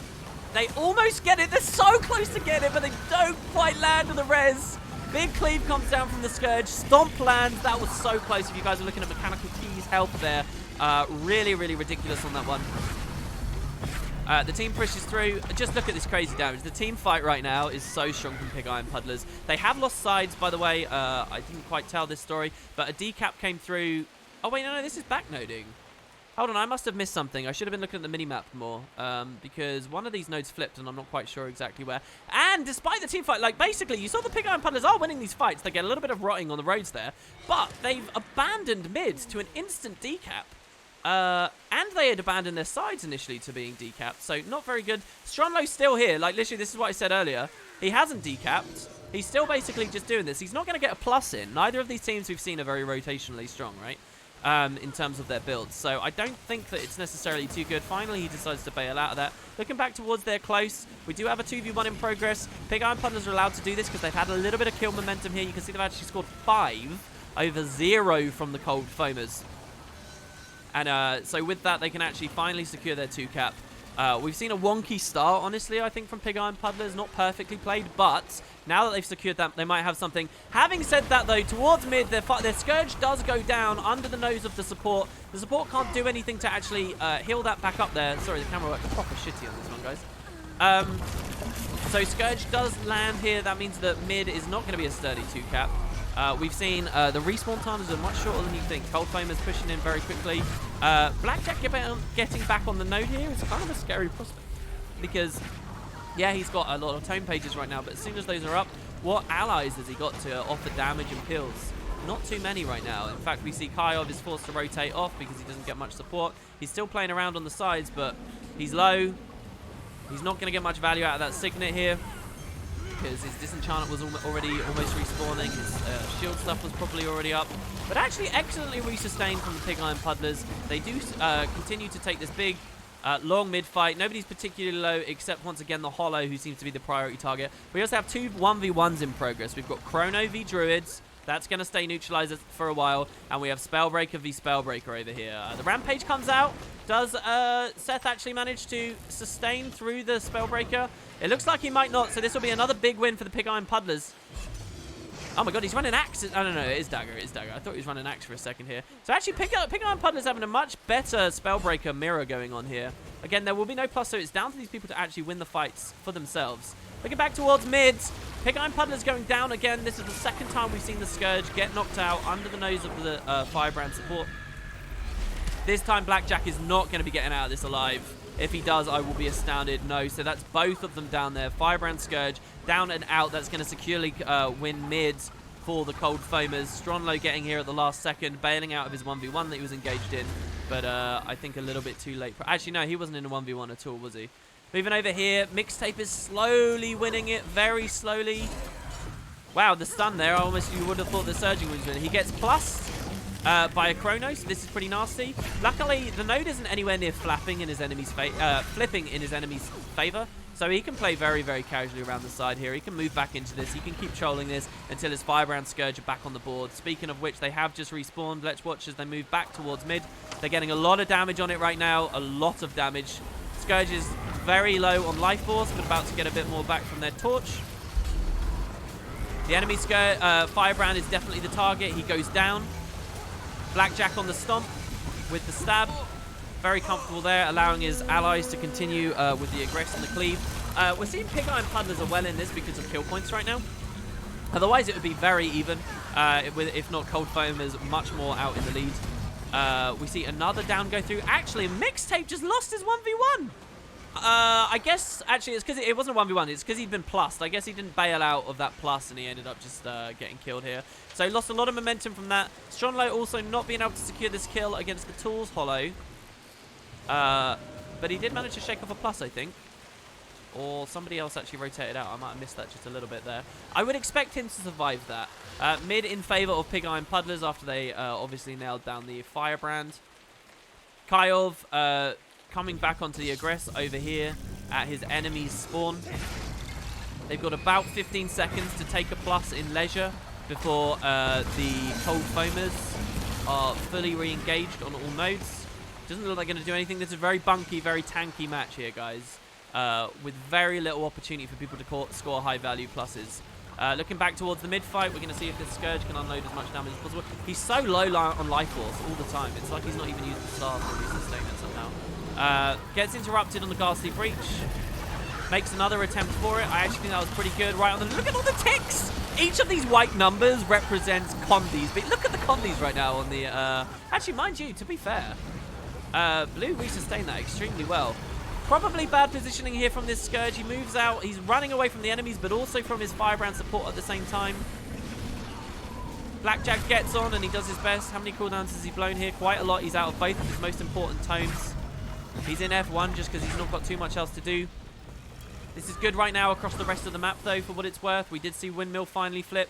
Oh, does Sama get out alive? He goes back through the sand swell. Okay, so we see that the Pig Iron Puddlers do lose mid here because they've been overzerged hard. But they've got there close. If Kyle dies in this 1v1, it's going to be really bad. Looks like he's not doing well at all in his Warrior matchup. He needs to get back on that. He doesn't have too much mobility too either. This is the last second of denying caps and points here. If he dies for this, though, it's a bad idea. He gets on. Does he get a bit of decap value? He does. That's excellent little play there. So maybe he can sustain that for a while. But again, I think these people are expecting assistance where maybe they shouldn't be. I don't know. Mixtape comes in finally to try and get the plus, but it's too late. If anything, this is like he's trying to resustain as he bails out of mid.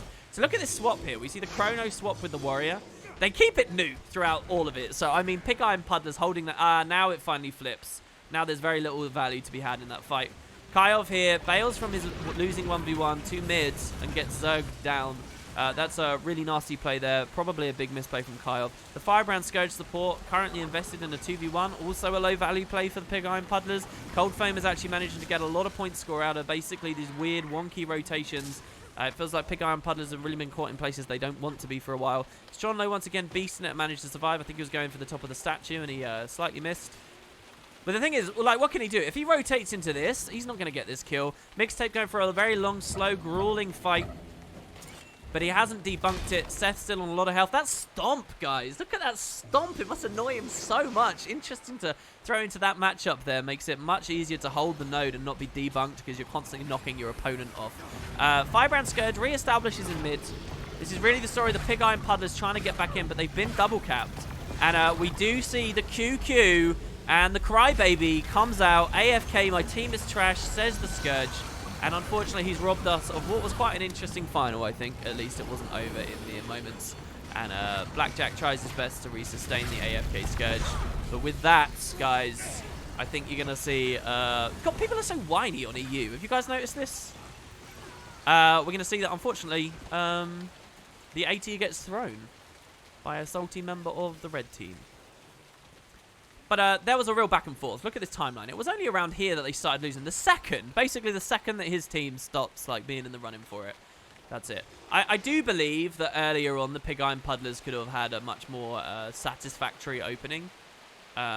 Especially after a good mid-fight at the start. But they got out-rotated. They got out-rotated by Cold Famers. In a lot of ways, this would probably be really annoying. Like, if I was Mixtape, I wouldn't have enjoyed this game at all. I don't know how much Warriors enjoy mirrors, but they're very slow. And, like, being forced to do this with no chance of a plus ever, it's pretty gross. So, you go. That's the finals. Let's watch once again to see. Yeah, he's just AFK here. Blackjack AFK as well. That's unfortunate. We saw Blackjack took a really interesting win on Grenth's game yesterday by 1 point. This time, his team just gives up, though. So, yeah, congratulations, I guess, to the Cold Foamers. Their social engineering plays take the win by getting their opponent to rage out and be a little... I almost said a very rude word there. Yeah, and basically they get the free win over that. So there you go, guys. That's the finals. I'm sorry it basically ended up really boring, but I can't do anything about that, if that's what the scene's like at the moment. Very few kills. 8 kills to 6. I mean, we haven't got too much exciting to watch on that one, have we, frankly? You can see the nodes, by the way. Look how much...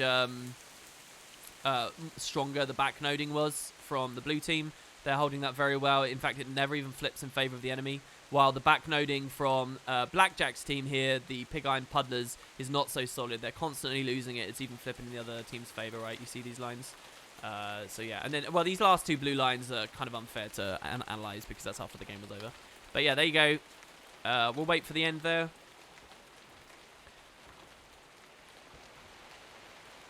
Yeah, the mental warfare. Listen, it's important, guys. That's why you got trash talk. It's important.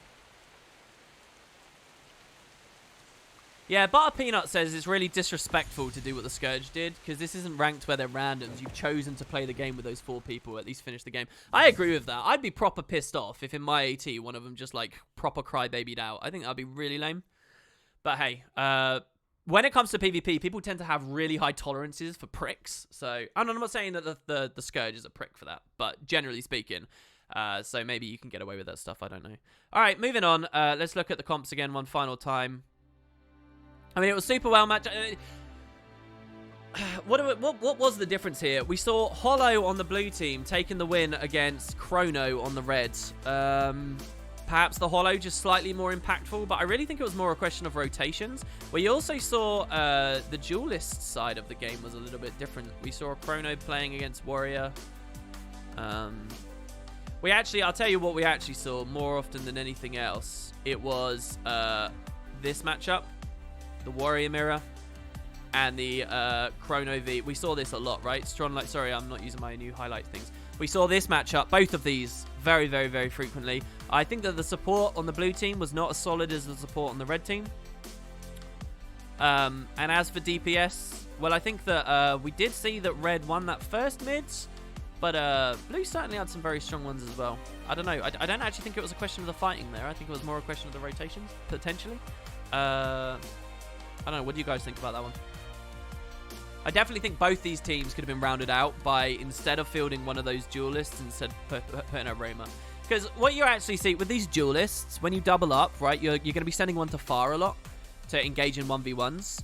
But if they're not going to get a plus from someone fielded in this box, it's a lot weaker of a play. You may as well just take a Roma who can score a decap every now and then and almost accomplish the same thing just by flitting in and out, right? I don't think that playing a 3-point cap game is that good if you don't have anyone who can rotate around very fast, basically, bluntly is what I'm saying. You have to have a lot of faith in the abilities of your players, all 5 of your team members, and particularly these duelists, to be able to win every single one through pure mechanical skill. I would just take a Roma because you can get pluses in, right? You can just quickly gank people, outnumber them. So, I don't know. I think that the composition, we've seen both of them in terms of the boxes that they're fielding, could be stronger. But what do I know? I haven't PvP'd properly. Not in a team scenario for a long time. But yeah, that's just what I think. Moving on, we've got the Tawny stuff going on. We do have one replay. Who can guess what it is? I can't even remember. It's so funny how quickly I forget. So pretty early in the game here, only 40 points per side. 2 kills have landed for the Pig Iron Puddlers. Like I said, they had a stronger opening in terms of kills, right? And I guess it was a downstate play. Yeah, look at this. Look at Mechanical T's health, right? It's right at the start of this clip. Watch this. This is slow-mo right now. Look at him. 77%, 80, 93. Oh, so 95, 96, 90. Look at how close this res is, guys. This is so close. And what was the CC that landed? It looked like a garish pillar. It looks like we saw the red Scourge drop a shade and throw out a garish pillar, which interrupts the res at the last second. Possibly he got some Boon Corrupt on his F2 as well from that. And Mechanical T ends up going down there. So that was 3 kills for the Pig Iron Puddlers. 3 kills worth of momentum. But this is the exact moment. Look at the map, right? You can see that they've been rotated against. I'll be interested to see the VOD to see how that one went. But yeah, so there you go, guys. That was Grenth's game. Congratulations to the winners. 25 easy gold, since they got an easy win at the end there.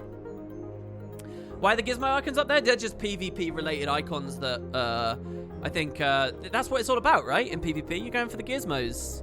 Either that or you're just, I don't care about the theme. I'm going to keep playing it, but I don't care. You're like one of those people. But generally speaking, like that, if you're going to get people hyped about PvP, you should pay respect to the rewards they have there, which is gizmos. So I'm going to throw them in your face. Oh, was he actually at 100% for a second? Was the holo at 100% and got cleaved down? No, is that true? Are you guys shitting me? I have to watch this. Was he actually at 100%? That's got to be a joke, right? Let's go even slower mo. So it's going to look a bit laggy here. 98. Oh my god, he does. He goes to 100 for a second. I can... Oh no, I can't do frame by frame. Shit, I could set up VLC to do that. He does actually go 100%. Look at that. Look, this is why instant replays are good, guys. Right, this is why this is what this scene needs. Where's the res, ArenaNet? Where's the res? Mechanical T. I mean, they won anyway. But clearly, this was an easy game. But they just got gypped out of it because poor coding. What is that? I guess it's because it's 100, but it's not 100%, guys. You can see the percent number isn't there. So, obviously, that's not real. It's amazing, by the way. This is even before the garish pillar comes down. That's just cleave from, like, Blackjack and Co. there first. Then the garish pillar lands afterwards. And down they go. So, yeah, there you go, guys. That's Grenth's game. If you've got other comments, please drop them right now. I'm actually going to go back and watch the VODs. And, see what... Actually, hold on. First of all, if anyone's got something any feedback that you really want me to have and you want me to respond to, can you drop the feedback in chat right now? Literally, just chat with me now. Give me that feedback. And in addition to that, though, I'm going to watch the VOD and I'm going to see what some of you guys were saying and see if I can have a think about some other stuff as we go forward with this. But, yeah, if you really want a response to some of your feedback, let me hear it. Ben Lubar says he's only at 100 HP. Oh, so it's not 100% health, it's his HP. Have I done my placements on EU? I did NA placements, then EU placements, and now I'm back to NA placements again. I don't know. I don't know what I want to play this season. I'm having more fun doing this than actually playing right now, so I don't know. I should keep playing. But yeah. Health values round up, so 99.01% is red as 100%. There you go.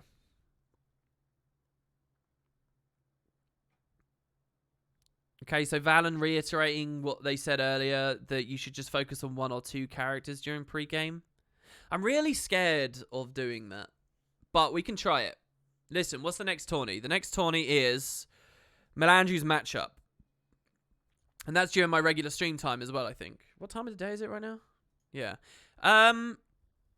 So I'll be back for Melandri's matchup, I think, probably. We'll do Melandri's matchup. I love the overlays I've got for Melandri's matchup as well. You guys are going to be blown away. Okay, so be there. 4 hours. Melandri's matchup. That's going to be at 8:15 this evening. I will be back to do another. And we'll try this suggestion of just looking at a couple of builds. What, find the 2 most interesting builds? 1 of each team or something? Cleaned up as in the splash thing. Yeah, like, it might look really messy because of... Let me just be clear what's going on here and why it's going on. I have these that show the teams, right? So you can currently see a splash, right? And behind it, it looks really messy. That's like that because when I'm in game, to show you which character I'm targeting, I need... here, I'll show you even better, right? This will only take a second to demonstrate. Let me just go into a random hot join. I'm sure people are doing red resigns somehow. All right. Well, the 1v1s are fine as well.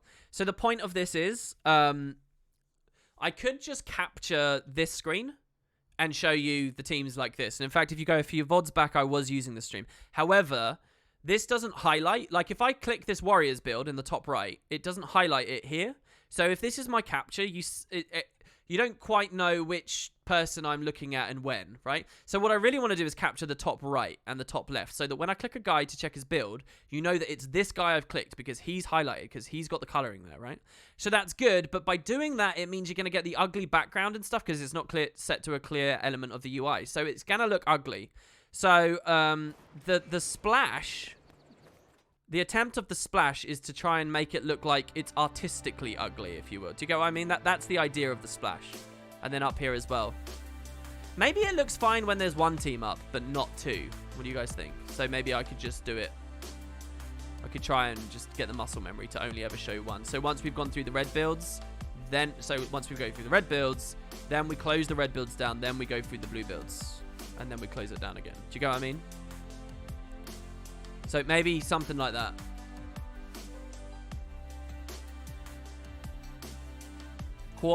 (8). What time zone? British? Yes, British. So I don't know. If it's just a graphical thing, I'm probably happier. We can maybe change the splash into just something clearer. If it's a graphical thing. But yeah. If Frostball, this is your first time coming to one of these as well. Do you have any thoughts on the names of the boxes as well? If so, let me know. Because we had a lot of discussion about this. Like what to call them and what was actually good to indicate various roles and things. Like not hard and fast rules of where people will be, but sort of a baseline. Seems like I put a lot of work in. Thanks, man. I have. I mean, this is mostly what I've been doing. I should be doing the Let's Play, but I've been doing this instead. So, yeah. I forgot to do good epic music as well for the end, but we will do more epic music at a later date. Trust me. CVPCS has got some cool ideas on that front. I think the kill counters shouldn't have been broken that time as well. Please make the yellow border be under the label. That would be annoying to set up, I might. Seems like a pretty minor thing.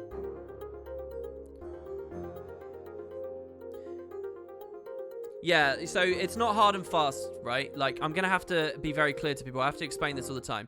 It's not that if you're roaming, you don't do any damage. It's what you excel at. Do you excel at rotating around, scoring decaps and +1s? You're a roamer. Do you excel at just doing lots of damage? Are you probably going to score the top damage stat? Are you excelling at doing pressure and big team fights and stuff? You're probably damage. Do you excel at holding a side? You're probably a duelist. Are you doing none of that, but you're healing people up? You're probably a support. Right, that's the idea. It's not that you can't... You know, like a support can do damage. Like a Tempest, when they air overload, that's actually, you know, there's pressure there. When you, not that it's meta, right, but you get what I mean. When you're damaged, you obviously have the capability to be in a side like Scourge. Scourge can be okay inside. Scourge can sort of substitute for a duelist in some, it depends on the matchup, but they can do that. You know, when you're a roamer, sometimes you're like a greatsword Mesmer, and you do a fuck ton of damage in the mid-fight. Like, the lines are blurry, but this is just like a baseline start.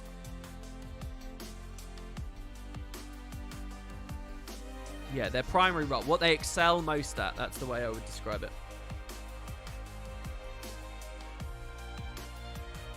Yeah, and it's absolutely oriented for new people. It's not just for new people. It's so that people can have a mental structure with which to understand 5 players zerging around a map over nodes. At the end of the day, I believe that one of the reasons PvP, Guild Wars 2 PvP, hasn't gone anywhere, it's a spectator thing, is because nobody's ever properly unpacked it. And like... Unless you play a lot and you're constantly hawking the minimap with your eyes as a player, it's very difficult to read as a casual person. It's not about new players, it's about casual people. Casual people should be able to unpack what's going on in the meta and a vague expectation of what players will do. Without that, then these casts are worth nothing. I'm telling you now, the game will not go anywhere as a spectator sport. So this is sort of one of my attempts to unpack it a bit. I have other thoughts, but they're not implemented yet, so we won't talk about those just yet. All right, there you go, guys. I'm going to go watch the VODs, sort some stuff out, get a drink, probably have a shower. Hope you all enjoyed. Thanks very much for watching. Hope you enjoyed the stuff over on YouTube too. Don't forget, I've got some analysis and other stuff going on Wood Potatoes too, and I will see you all next time.